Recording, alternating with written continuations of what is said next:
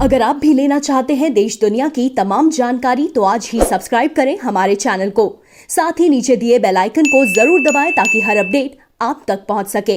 बनारस में weekend lockdown को देखते हुए महासैनिटाइज अभियान शुरू किया गया है, जो कि आज से फायर ब्रिगेड द्वारा शुरुआत की गई है। बनारस शहर में कोरोना वायरस के खतरनाक प्रकोप को देखते हुए वृहद स्तर पर सैनिटाइजेशन एवं स्वच्छता कार्यक्रम की शुरुआत की गई। इस संबंध में नगर आयुक्त गौरांग राठी ने बताया कि महामारी के प्रकोप को देखते हुए बृहद सैनिटाइजेशन एवं स्वच्छता कार्यक्रम की शुरुआत की जा रही है। नगरीय सीमा में संघनन आबादी होने के कारण कोरोना वायरस के संक्रमण पर प्रभावी नियंत्रण के लिए विशेष रूप से चयनित किए गए जगहों जहां पर संक्रमण अधिक रूप से फैला हुआ है तथा मरीजों की संख्या में लगातार वृद्धि हो रही है, वहां सैनिटाइजेशन एवं स्वच्छता कार्यक्रम चलाया जाएगा। इस प्रकार से स्थिति पर नियंत्रण पाने का प्रयास किया गया है।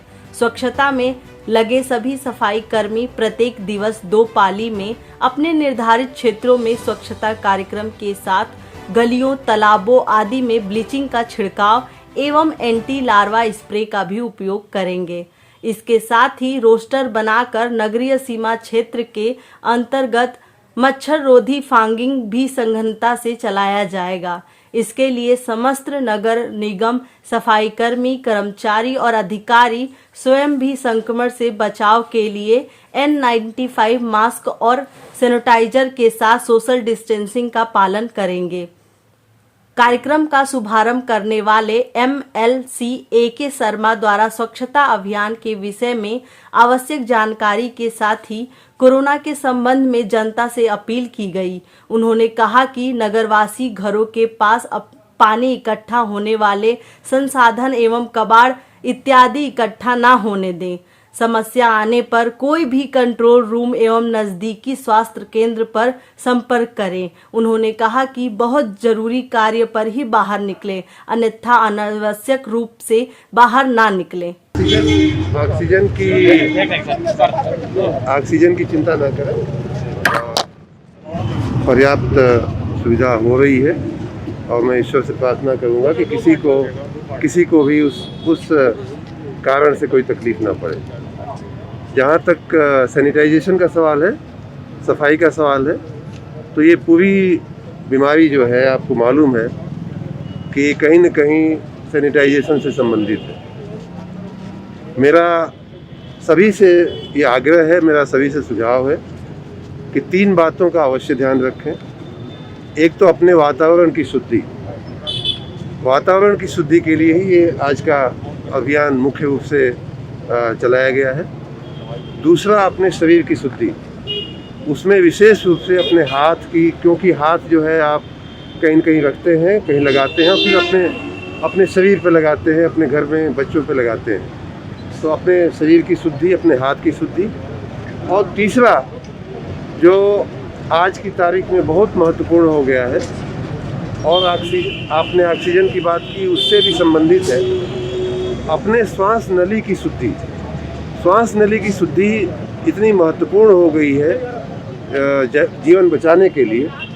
उसमें हमारे जो भारतीय देसी उपाय हैं, उसमें जैसे कि भाप लेना, कई बार पानी में कुछ अजवाइन या ऐसी एरोमा डाल करके भी लोग भाप लेते हैं, वो अंदर जा कर के श्वास नली को सैनिटाइज करती है। जिस तरह से आप हाथ को बाहर से सैनिटाइज करते हैं, वैसे ही वो जा कर के अंदर से श्वास नली को सैनिटाइज करती है।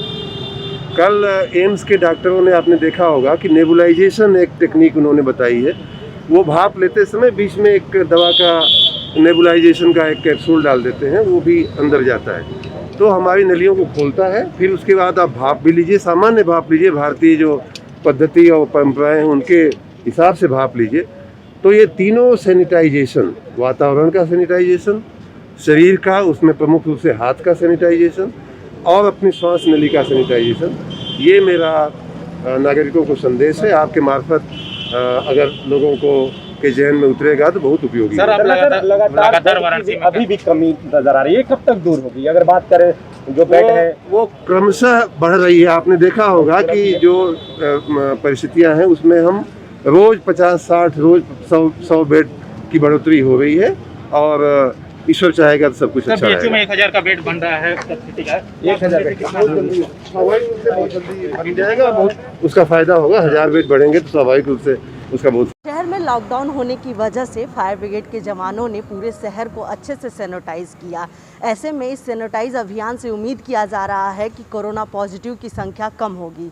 प्रभा साक्षी से आरती पांडे, बनारस।